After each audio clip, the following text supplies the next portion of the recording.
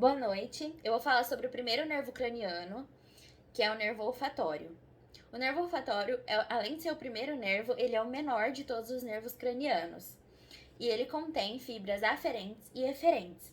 O que isso significa? A informação, ela é levada ao cérebro e depois ela retorna. O nervo olfatório se origina nas fossas nasais e se conecta no telencéfalo, diferente da grande maioria dos nervos cranianos que se conectam no tronco encefálico. A estrutura inervada pelo nervo olfatório são as fossas nasais, que é onde eu citei anteriormente que eles se originam. O teste para saber a funcionalidade e o quanto o nervo está funcional funciona da seguinte forma: o paciente tampa um lado da narina e é estimulado com alguns cheiros, e depois, posteriormente, ele tampa o outro lado da narina e testa o outro lado, né? Porque, como a gente sabe, é um par de nervos. Muito obrigada. Boa noite, pessoal. Eu vou falar sobre a descrição anatômica dos nervos ópticos. Os nervos ópticos eles são estruturas cilíndricas, eles se estendem da parte posterior do globo ocular até o espaço supracelular na fossa craniana média. Eles têm aproximadamente 1 milhão de axônios mielinizados e o seu comprimento varia entre 35 e 55 milímetros. Dentro desse comprimento, ele é subdividido em 4 partes. A parte da cabeça do nervo óptico, que tem cerca de 1 milímetro, a parte intraorbitária, que tem cerca de 25 milímetros, a parte intracanalicular, que é a que mais varia, de 4 a 10 milímetros, e a parte intracraniana, que tem 10 milímetros. O nervo óptico ele é constituído pelo agrupamento de fibras nervosas, as células ganglionares, que saem do final da retina pela porção do axônio e vão até o encéfalo. No meio do caminho, os nervos ópticos se cruzam, formando o quiasma óptico. E a função do nervo óptico é a de enviar a imagem luminosa, que é convertida em impulsos elétricos nervosos, que vão até o cérebro, que é o órgão e estrutura que faz o processamento da informação e o seu armazenamento. Na imagem, a gente pode ver todo o percurso do nervo óptico. O globo ocular é responsável pela captação da luz refletida. A retina é uma espécie de película fina que pega os estímulos luminosos e transmite até o nervo óptico. O nervo óptico ele é basicamente um fio condutor que liga o cérebro ao olho. E tem também o quiasma óptico. O quiasma óptico é essa estrutura em X. Devido ao quiasma óptico, a informação que chega no hemisfério cerebral é sempre sobre o campo visual contralateral. E tem também o trato óptico, que é o conjunto de fibras de feixes nervosos reorganizados que estão desde o quiasma óptico até a região do corpo geniculado lateral, núcleo talâmico que recebe as fibras visuais. Bom, vamos lá. O nervo óptico, ele é um nervo aferente somático especial. Por que ele tem esse nome? Porque ele leva a informação do meio externo para o nosso sistema nervoso e, além disso, ele tem relação com o órgão, que nesse caso é a visão. Ele é um nervo sensorial e uma característica única dele é que ele é somente aferente. Então, ele vai pegar essas informações do meio externo e levar para o meio interno. Respondendo ao questionamento, a inervação desse nervo é apenas a retina. Primeiro e antes de tudo, a retina ela é uma camada interna do olho. Então, ela possui tanto uma camada interna de tecido nervoso como uma camada externa pigmentada. O que acontece? A luz, ao entrar pela pupila, ela chega na retina.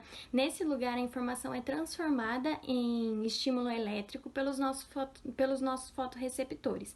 Aí a gente tem tanto os cones, que vão interpretar imagens mais claras, como os bastonetes, que vão representar imagens mais escuras. Então, esses sinais elétricos passam de neurônio por neurônio, chegando ao nosso sistema nervoso central pelo nervo óptico, e assim a gente consegue interpretar as imagens. Bom, eu trouxe uma imagem bem legal que eu achei a respeito de lesões no nervo. Então, tem uma linhazinha rosa escuro, não sei se vocês vão conseguir enxergar daí, mas caso vocês enxerguem, a primeira que eu vou discutir aqui é aquela que tem uma lesão no olho. Então, quando a gente tem uma lesão no olho, no nervo óptico, a gente para de enxergar desse mesmo lado, tá? Quando a gente tem uma lesão no quiasma óptico, que é esse mais no centro da imagem, a gente vai perder a visão da parte externa dos dois olhos. Já quando a gente tem uma lesão na parte de trás da cabeça, que ela pode se dar tanto por um derrame como por um tumor de um lado da cabeça, a gente vai perder a visão do mesmo lado, na verdade do campo visual do mesmo lado, só que dos dois olhos. Aí tá representado na imagem direitinho. A bolinha mais escura é o lado que perdeu a visão, tá? E a branca é o lugar que a visão se manteve. Então é mais a termo de curiosidade mesmo. Oi, gente, tudo bom? Bom, eu vou falar um pouquinho sobre o nervo oculomotor, tá? Não vou entrar muito nas suas especificações, vou falar mais da sua anatomia, onde ele se encontra, de maneira mais breve sobre ele, tá? Bom, o nervo oculomotor ou também conhecido como MON, é o terceiro dos 12 nervos cranianos. Ele é um nervo motor que surge aparentemente no encéfalo, a partir do sulco medial do pedúnculo cerebral no crânio e por meio da fissura orbital superior. Como podemos ver na imagem abaixo, ele está representado de verde, tá? Ele está saindo da ponte do nosso cérebro, tá? Bom, continuando um pouquinho sobre o nervo oculomotor, ele é uma fonte eferente somática para os músculos extraoculares, que são os músculos que ficam aqui nos nossos olhos, como o levantador da nossa pálpebra, o reto superior, reto medial, o oblíquo inferior, reto inferior, exceto o músculo oblíquo superior e o reto lateral. Eles são inervados pelo quarto e sexto pares de nervos cranianos, respectivamente. Outra da sua fonte é ser uma fonte visceral geral, parasimpática, no caso referente ao esfíncter da pupila e músculos ciliares. Ele ajuda na nossa contração da pupila. A Thaís vai explicar um pouquinho mais pra frente. Mas, bom, na imagem aqui abaixo, nós podemos ver o NON representado do lado esquerdo inferior. As fibras viscerais emergem das fibras parasimpáticas, que vão para o gânglio ciliar, onde tem origem no núcleo Edinger.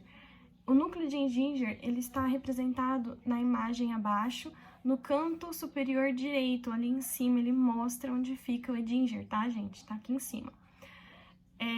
Ele fornece fibras parasimpáticas para o nosso olho, por meio do gânglio ciliar, e assim controla a contração da nossa pupila. Bom, pessoal, eu vou falar um pouco agora sobre as estruturas que são inervadas pelo nervo oculomotor. Lembrando que a gente tem que pensar que ela é dividida por fibras. Temos as fibras primárias e as fibras secundárias. No caso das fibras primárias, elas são responsáveis pela inervação dos músculos extraoculares, que são eles: o levantador da pálpebra superior, o reto inferior superior e medial e o oblíquo inferior.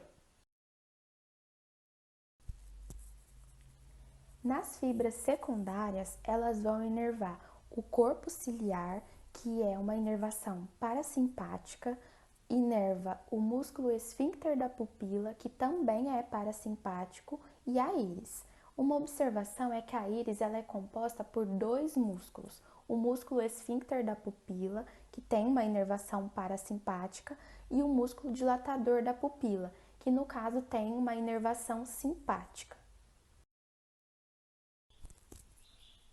E o que uma lesão no nervo oculomotor pode causar? A gente tem que dividir em partes. No caso do ramo superior do nervo, ela pode causar uma pitose e um comprometimento na elevação do olho. Já no ramo inferior, geralmente elas cursam com abdução, depressão ocular e reação pupilar alterada. Já uma paralisia no nervo, ela pode resultar em um desalinhamento dos eixos visuais e uma diplopia. Na paralisia parcial, ela pode manter ou não o reflexo pupilar preservado. Nós do grupo queríamos agradecer a atenção de vocês e espero que a gente tenha contribuído para o processo de aprendizado de todos e uma boa noite.